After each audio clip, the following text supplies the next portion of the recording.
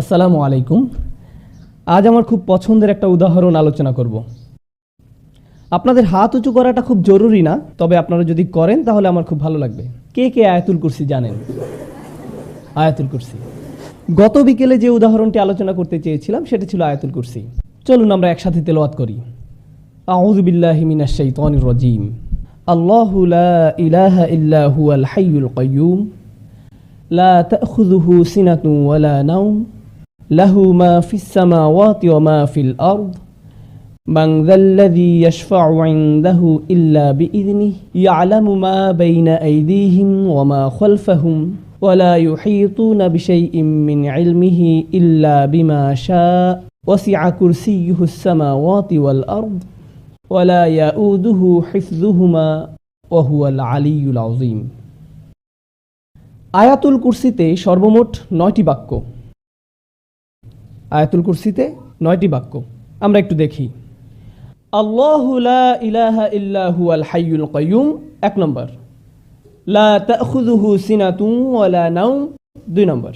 লাহু মা ফিস সামাওয়াতি ওয়া মা ফিল আরদ 3 নম্বর। 4 নম্বর বাক্য। মান যাল্লাযী ইয়াশফা'ু 'ইনদাহু ইল্লা বিইযনিহি 4 নম্বর। ইয়া'লামু মা বাইনা আইদিহিম ওয়া মা খালফাহুম 5 নম্বর। এরপর ওয়ালা ইউহীতুনা বিশাইইন মিন ইলমিহি ইল্লা বিমা শা'a 6 নম্বর।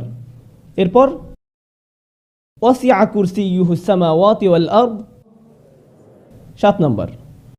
ওয়ালা ইয়াউদুহু হিফযুহুমা 8 নম্বর। ওয়া হুয়াল আলিয়্যুল আযীম 9 নম্বর। 9টি বাক্য।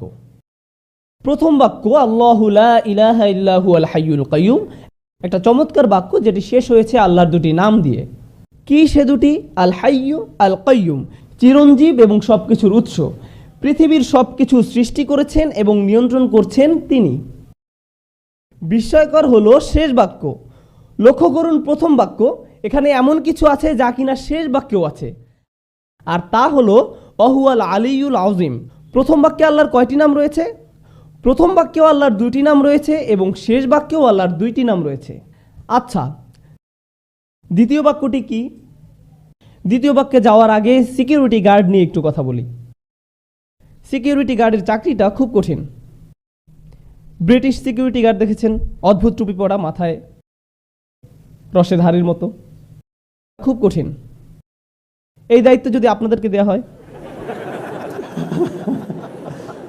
পেশায় যদি আপনি একজন সিকিউরিটি গার্ড হন, আপনার সামনে একটা সিসিটিভি আছে, তাকিয়ে থাকতে হয় ঘন্টার পর ঘন্টা, একই দৃশ্য, নড়াচড়া নেই, দেখছেন তো দেখছেনই, 12 ঘন্টা 8 ঘন্টা। এটা কি খুব মজার কাজ? আপনি যদি কিছু পাহারা দেন তাহলে কি ঘটবে? আপনি ক্লান্ত হয়ে পড়বেন, আপনার ঘুম আসবে। যেমন সিনেমা হলের গার্ডদের কথা ধরুন। আপনারা তো ধার্মিক, আপনারা অবশ্য সিনেমা দেখেন না, যদিও অনেকে দেখে। সিনেমা হলে যখন সিনেমা চলে, ভিতরে হয়তো কোনো মারপিটের দৃশ্য চলছে, বাইরে একজন সিকিউরিটি গার্ড আছেন, ভিতরে লোকেরা উপভোগ করছে, কিন্তু গার্ড ঝিমোচ্ছেন। হঠাৎ করে তিনি লাফ দিয়ে ওঠেন। এটা খুব সাধারণ দৃশ্য। সিনেমা হলের গার্ডরা, তাদের ঝিমুনি আসে। আল্লাহ তাআলা বলছেন তার নিজের সম্পর্কে, লা তাখুযুহু সিনাতুন ওয়ালা নাওম। তন্দ্রা। তন্দ্রা কখন আসে? যখন আপনি ক্লান্ত, আস্তে আস্তে আপনার চোখ বুজে আসে, আপনি ঘুমাচ্ছেন না কিন্তু আপনার ঘুম পাচ্ছে। ওই যে ওনার মতো। আমি মজা করলাম, জাস্ট মজা। এই তন্দ্রা বা ঝিমুনি কি বলে? সিনা। তন্দ্রা বা ঝিমুনির পরে কি আসে? নাওম। প্রথমে আসে সিনা। সিনা হলো, ধরুন জুমার দিন আমরা মসজিদে যাই, খতিব সাহেব শুরু করেন ইন্নাল হামদুলিল্লাহ নাহমাদুহু ওয়া নুসাল্লি। এটা হলো সিনা, ঠিক আছে? এরপর যখন তিনি বলেন আইয়ুহাল ইখওয়াতুল কিরাম,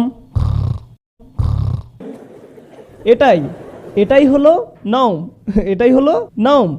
এই হলো মূল পার্থক্য সিনা এবং নাওমের মধ্যে, তন্দ্রা এবং ঘুমের মধ্যে।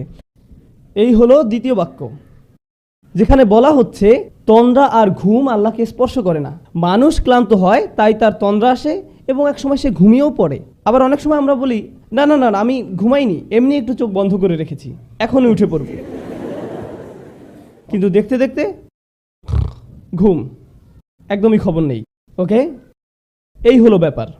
সিনা বা তন্দ্রা নিয়ে আমার খুব ভালোই অভিজ্ঞতা আছে, কারণ পেশায় আমি একজন শিক্ষক। সুতরাং আপনিও যদি শিক্ষকতা করেন তাহলে আপনার ঘুম বিদ্যা বা ঘুম বিজ্ঞানের উপরে মোটামুটি একটা পিএইচডি হয়ে যাবে, কারণ সামনে থেকে আপনি সব ছাত্রের চেহারা দেখতে পান।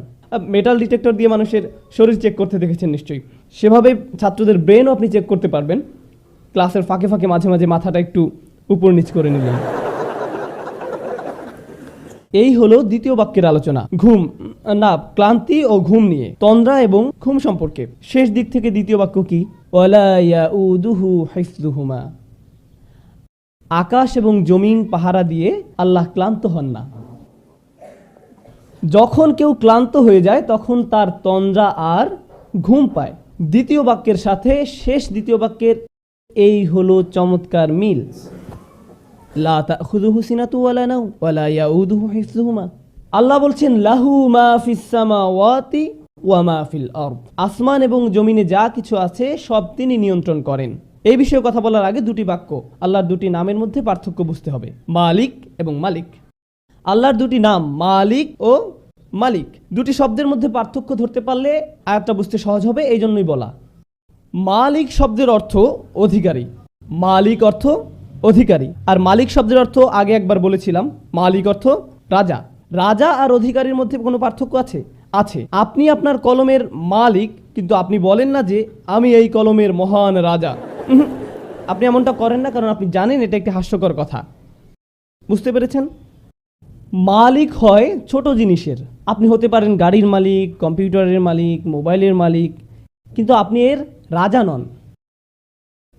রাজত্ব শব্দ ব্যবহার হয় বড় কিছু বোঝাতে। এখানে আরেকটা সমস্যা, মালিকানা ব্যবহার হয় সম্পত্তির ক্ষেত্রে, এর ব্যবহার সম্পত্তির ক্ষেত্রে, কিন্তু রাজত্ব এমন নয়।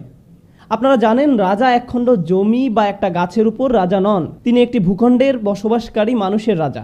রাজত্ব একটা দেশের মানুষকে নিয়ন্ত্রণ করার জন্য, আর মালিকানা ব্যবহৃত হয় সম্পদের জন্য, দুইটা ভিন্ন জিনিস। এখন আল্লাহ বলছেন লাহু মা ফিস সামাওয়াতি ওয়া মা ফিল আরদ, আকাশ জমিনে যা কিছু আছে সব কিছুর মালিক তিনি। এখানে কিসের কথা বলা হয়েছে? মালিকানার কথা।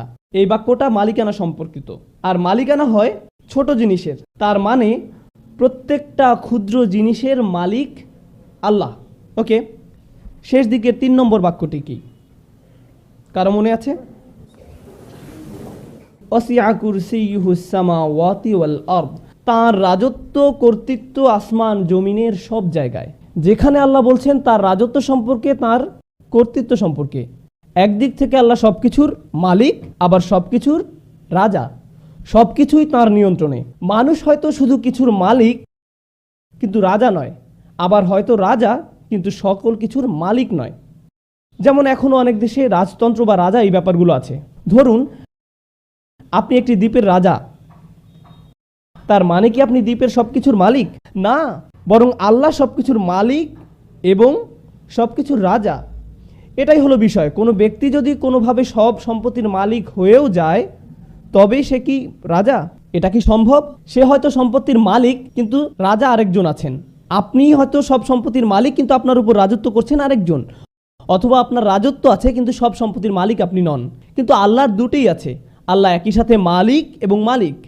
আল্লাহ তার মালিকানার কথা বলছেন এভাবে, লাহু মা ফিস সামাওয়াতি ওয়া মা ফিল আরদ, তৃতীয় বাক্য।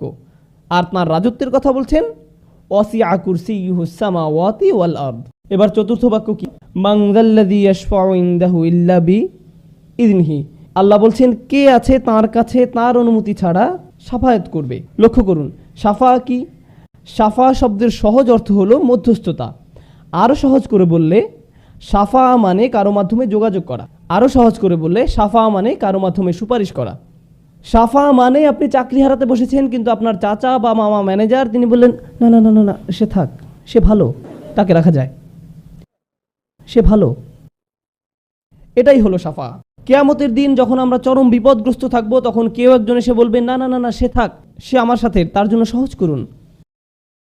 আমরা চাইবো যেন আল্লাহ আমাদের জন্য রাসূল সাল্লাল্লাহু আলাইহি সাল্লামের শাফায়াত কবুল করেন, কিন্তু আল্লাহ বলছেন সেদিন তোমার জন্য সুপারিশ করতে কেউ আসবে না।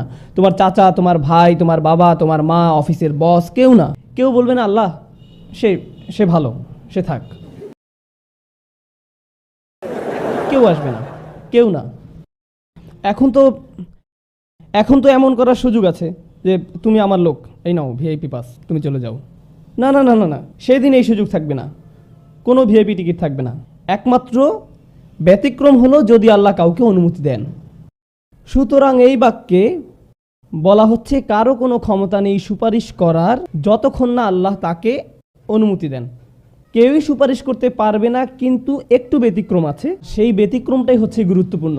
সেই ব্যতিক্রমটা হলো কি, যদি আল্লাহ অনুমতি দেন। বুঝা গেল?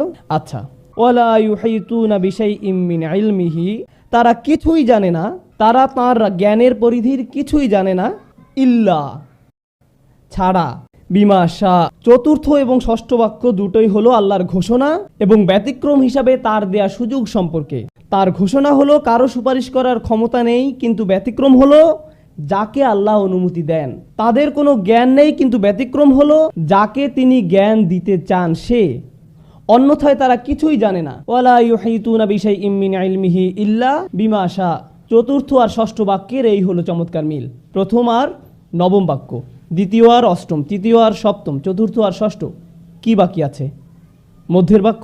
তিনি বলছেন ইয়ালামু মা বাইনা আইদিহিম ওয়া মা খালফাহুম। তিনি বলছেন তিনি মানুষের সামনে এবং পেছনে যা আছে সব জানেন। তিনি জানেন আয়াতের পেছনে যা ছিল এবং সামনে যা আছে। তিনি আয়াতের মাঝখানে এই বাক্যটা দিলেন আর বলছেন সামনে পেছনে যা আছে আমি জানি। কে এভাবে বলতে পারেন? কে পারেন? সুবহানাল্লাহ। এভাবেই আল্লাহ তার কথা বলেন, এভাবেই আল্লাহ তার বক্তব্য তুলে ধরেছেন। কেন আমরা বুঝতে পারি না? সমস্যাটা কোথায়? কারণ আমরা কোরআনকে একটা সাধারণ বইয়ের মতো পড়ে যাই, আমরা একটা সাধারণ লেখার মতো পড়ে যাই। আমরা গণনা করি 1 2 3 4 5 6 7 8 9। সাহাবায়ে কেরামরা কি এমনটা করেছেন? নাকি রাসূল সাল্লাল্লাহু আলাইহি ওয়াসাল্লাম তাদেরকে বলেছেন লক্ষ্য করো বাক্য নম্বর 1, বাক্য নম্বর 9, 2 নম্বর আর 8 নম্বর, 3 নম্বর আর 7 নম্বর? না, কারণ তিনি শুধু কোরআন বলে গেছেন, বক্তব্যের মতো তিনি শুধু কোরআন বলে গেছেন। আজ আমরা এটা দেখতে পাই যখন সাহাবায়ে কেরামরা এটা লিখে গেছেন। কোরআন সকল বক্তব্যের চেয়ে সম্পূর্ণ নির্ভুল, এমনকি এটা বক্তব্য হওয়া সত্ত্বেও। আর কখন ভুল হওয়ার সম্ভাবনা বেশি থাকে? কিছু লিখলে না বললে। একবার কিছু লিখে ফেললে আর সেটা ফেরানোর উপায় নেই। যেমন ইউটিউবে একবার কিছু আপ করে ফেললে যা হয় আর কি। ধরুন যদি আপনি কাউকে একটা খারাপ মেইল লিখলেন, এরপর পাঠানোর আগে ভাবলেন এটা পাঠানো ঠিক হবে কি না, এরপর ঈদ মোবারক লিখে পাঠিয়ে দিলেন। একবার সেন্ড করে দিলে আর ফেরাতে পারবেন না। পাঠিয়ে দিলেন তো দিলেনই, এরপর আর পাল্টানোরও সুযোগ নেই বা ফেরানোরও কোনো সুযোগ নেই। আল্লাহ সুবহানাহু ওয়া তাআলা কোরআনকে লিখিত অবস্থায় নাজিল করেননি, তিনি এটা বক্তব্য আকারে নাজিল করেছেন। এটা বক্তব্য আকারে নাজিল করেছেন। আপনারা জানেন আমি ভাষাবিদদের সাথে কথা বলেছিলাম, অমুসলিম ভাষাবিদ। তারা এটা বিশ্বাস করতে অস্বীকার করেছে যে কোরআন বক্তব্য। তারা অস্বীকার করেছে, বলেছে অবশ্যই এটা লিখিত। আমি বললাম হ্যাঁ এটা লিখিত, তবে পৃথিবীতে না, এটা লাওহে মাহফুজে লিখিত আছে। কিন্তু রাসূলুল্লাহ সাল্লাল্লাহু আলাইহি সাল্লামের উপর নাজিল হয়েছে বক্তব্য আকারে। যে এটা শুনবে সে বিশ্বাস করতে বাধ্য যে এটা মানুষের বক্তব্য হতে পারে না। বারাকাল্লাহু লি ওয়া লাকুম। আসসালামু আলাইকুম।